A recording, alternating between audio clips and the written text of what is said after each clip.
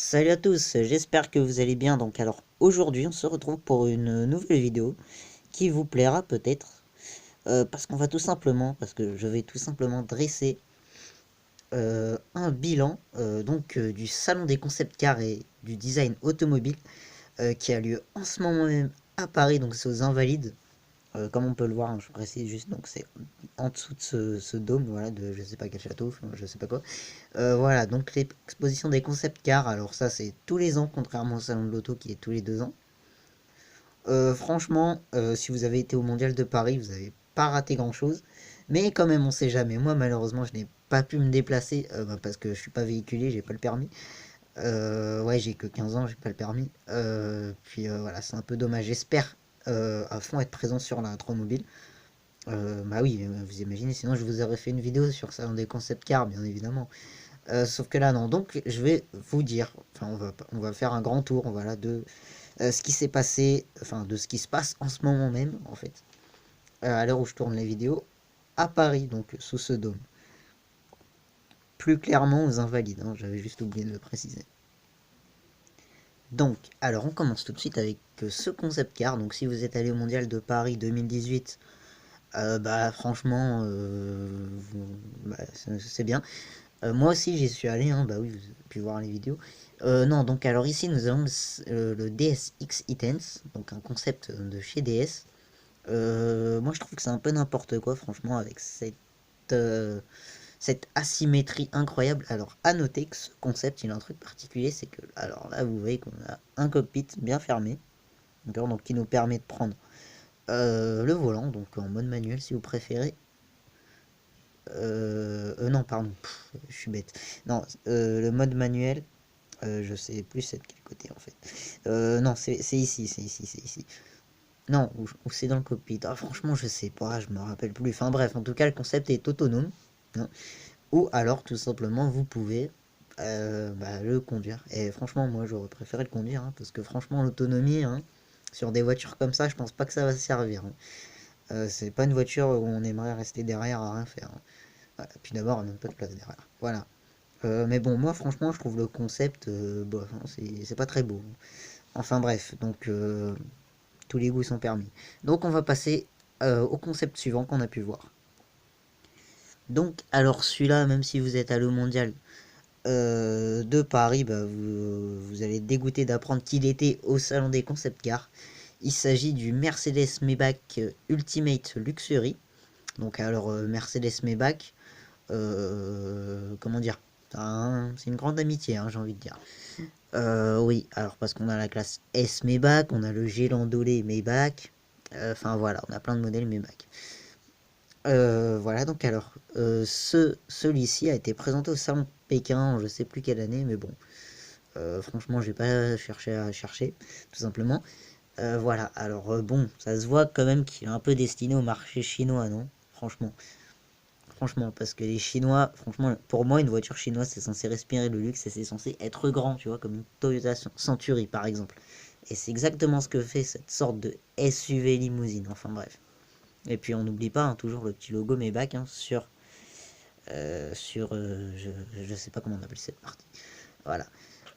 Donc, alors celui-là, c'est sa première importation en France, donc c'est la première fois qu'il arrive sur le sol français, donc c'est pour ça qu'il fallait le voir. Et moi, franchement, je suis dégoûté de ne pas l'avoir vu, hein. Ouais, non, parce que j'y vais pas, j'y vais pas, j'y vais pas. C'est un concept car, malheureusement. Voilà. Donc sinon, au niveau des performances et tout, franchement, j'ai pas cherché à chercher. Parce qu'on s'en fout, les concept cars, c'est juste beau à voir, franchement. J'ai pas envie de savoir les performances et les trucs. Non, franchement, moi je m'en fous. Un concept car, c'est juste beau à regarder. Alors, on a aussi pu voir la BMW Vision iDynamics sur ce salon. Et donc celle-là, bah, voilà, si vous n'êtes pas allé au mondial, voilà, elle n'était pas au mondial, hein. Je sais plus quand elle a été présentée, mais bon voilà, donc c'est la berline, donc c'est la, ouais, c'est la réponse de BMW à la Tesla Model S en fait. Sauf que malheureusement là, c'est sous forme de concept car. Bon, franchement, une électrique, une berline électrique chez BMW, je pense que ça devrait péter parce que BMW déjà en électrique, ils ont pas grand chose, si ce n'est la i3 ou la i8. Franchement, clientèle un peu série, j'ai envie de dire, soit c'est peut-être pour une sportive, ou alors un crossover urbain, c'est pas top. C'est pas top, parce que c'est les seuls vrais i de la marque, en fait. Si vous voyez la 330e, la 530e, c'est de l'hybride. Donc c'est dommage. Mais franchement, une berline hybride chez BMW, ça devrait claquer. J'attends sa sortie de série avec impatience. Donc la iVision Dynamics. Donc là, j'ai réussi à trouver une photo directement du salon des concept cars. Voilà. Mais rassurez-vous, il y a plein d'autres surprises encore dans ce salon des concept cars et du design automobile, à ne pas oublier. Alors aussi, on a pu voir le Peugeot e-Legend Concept, ou devrais-je dire la Peugeot e-Legend Concept de je ne sais pas. Mais bon, on dit un concept, donc le Peugeot e-Legend Concept. Voilà. Non, parce qu'on dit la Peugeot 504, vous voyez, donc j'hésitais, enfin bref. Donc la Peugeot e-Legend Concept, alors celle-là, elle avait fait un gros carton à sa sortie. On a pu la voir au Mondial de Paris, donc rassurez-vous, vous voir à rien si vous n'êtes pas parti encore. À l'expo des concepts car je rappelle que ça se termine le 3 février. Et j'ai oublié de dire les dates. Hein. Voilà. Oui, ça se termine le 3 février. Donc c'est du 31 janvier, donc en gros aujourd'hui. Oui, parce que je tourne la vidéo le 31 janvier. Et ça se termine le 3 février. Et puis n'oubliez pas, du 4 au 12, il y a le salon rétromobile. Porte de Versailles. Et franchement, je sais pas si je pourrais être là. Mais franchement, j'espère, mais à fond. Sinon, je vais faire une dépression. Enfin bref. Donc voici le e-Legend. Alors clin d'œil à la 504 avec l'ancien logo de la marque qu'on retrouve ici. Et puis à ne pas oublier ceci. Donc en gros c'est le... Bon, là il y avait écrit 504, on est d'accord. Et ben là je pense qu'il y a écrit e-Legend. Ou Peugeot tout simplement. Voilà. D'ailleurs ce que la 508 a aussi. Et je pense que la 208 qui arrivera disposera aussi de ce truc, quoi, enfin de cette écriture au niveau du capot. Voilà, donc le e-Legend Concept. Alors il y a même une pétition qui a été mise en ligne pour le modèle de série. Franchement, je n'ai pas jeté de coup d'œil. Je sais pas ça a relevé combien de signatures ou pas. Enfin, combien de signatures ça a relevé. Je pense qu'il a dû en avoir beaucoup, moi perso. Bah, j'ai pas regardé, donc, mais j'ai vu qu'il y avait une pétition qui avait été faite pour un modèle de série. Et franchement, si Peugeot faisait renaître la 504, bah, je pense qu'il y en aurait beaucoup qui seraient contents. Quoi. Voilà. Mais bon, la 504, ça reste la 504 pour moi, la meilleure entre e-Legend Concept et bah, c'est l'original. L'original. Enfin, je sais pas, l'original. C'est l'original, c'est la 504, franchement, pour moi. Pour moi, la 504, c'est la plus belle des Peugeot. Après, à vous de juger. Voilà, donc on va passer à un autre truc qu'on a pu voir. Hein. Désolé si la vidéo est un peu longue, je précise. Bon, alors ici j'ai essayé de trouver une photo qui rassemblait tous les concept cars Renault de la gamme EZ. Donc alors à noter que celui-ci n'était pas présent, c'est le S Pro, donc un prototype de camion autonome, enfin bref. Donc on avait le S Ultimo, cette sorte de limousine, hein, on va dire, électrique et autonome. Pareil, ici on a l'électrique, il s'agit du Renault S Pro. Non, attendez, S Go, pardonnez-moi. S Go, hein, celui-là n'était pas présent. Il n'y avait que ces deux-là qui étaient présents, mais bon, si vous avez été au mondial, vous avez pu voir les trois. Alors celle-ci n'est pas présente. Enfin, n'est pas présente, oui, j'allais dire n'était, mais non, l'événement bah, il est toujours en cours. Alors celle-ci n'est pas présente puisqu'il s'agit tout simplement d'une maquette, et franchement on dirait pas.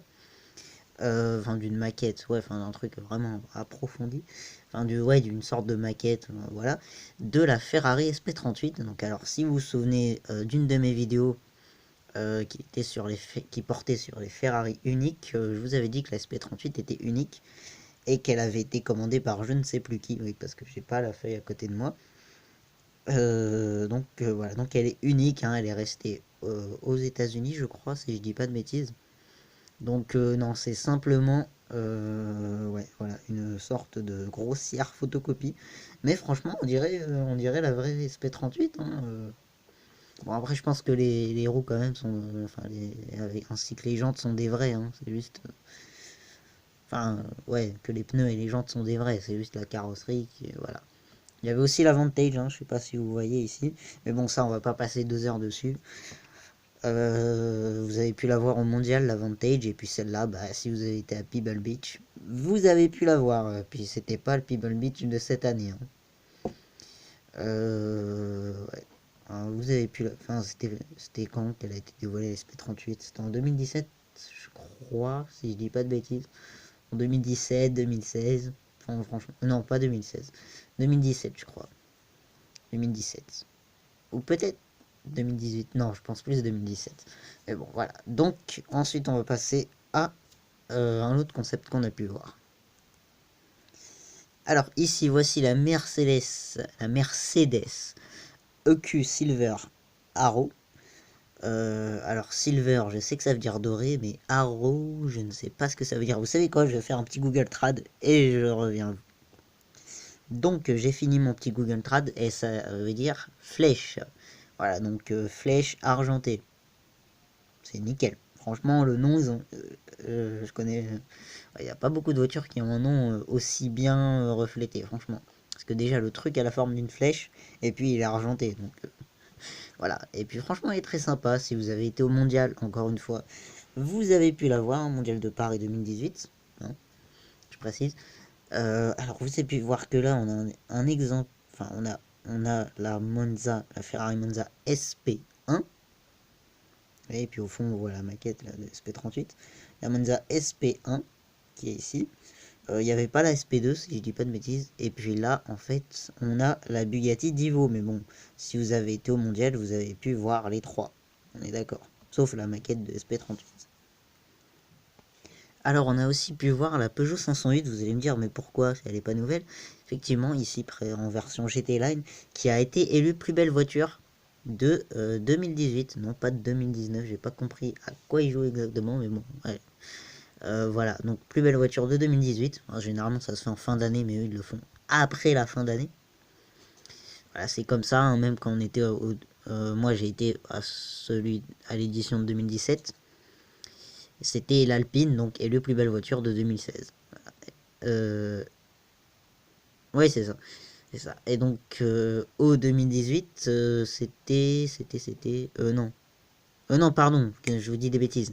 Au 2018, c'était l'Alpine. C'était l'Alpine. Donc, ça veut dire qu'elle a été élue plus belle voiture de l'année en 2017. Voilà. Bon, je me mélange un peu les pinceaux. En 2016, je sais plus c'était quoi. Je pense que c'est peut-être le... comme ça, j'allais dire le 3008, mais franchement, je pense pas. Moi, ouais, moi perso, j'avais voté pour la. Je sais plus c'était à quelle édition, j'avais voté pour une V90 Air Design. Ouais, mais elle a pas gagné, hein. Ah non, c'était la Giulia. C'était la Giulia. Je sais plus c'était dans quelle année. Si vous le souhaitez, je peux vous faire une vidéo un jour, hein, sur les voitures qui ont été élues les plus belles en France. Bon, alors je veux juste vous faire une parenthèse avant de vous parler de ce modèle. C'est que le salon des concept cars, c'est aussi, donc à ne pas oublier, le salon des concept cars et du design automobile, hein, faut pas oublier. Et donc alors à chaque édition du salon des concept cars, il y a une école de design qui est présente. Et donc moi j'y suis allé à 2 éditions différentes. Et il y avait une école de design qui était présente, c'était euh, ouais, Strat Design, alors je sais pas exactement où les situer. On m'avait dit où est-ce qu'ils étaient, mais je me rappelle plus, puis c'est super loin de chez moi. Enfin, super loin, faut pas exagérer non plus, tu prends le RER, c'est bon, mais voilà. Et puis, qu'est-ce que je voulais vous dire d'autre? Je ne sais plus, enfin bref. Donc, alors, ici, nous avons la Fiat Trepiuno, qu'on a pu voir. Alors, c'est un concept qui date de 2004 quand même, et qui est tout simplement un prototype, en fait pas vraiment un concept, plus un prototype de la Fiat 500, voilà. Et donc on avait pu la voir avec l'actuelle Fiat 500.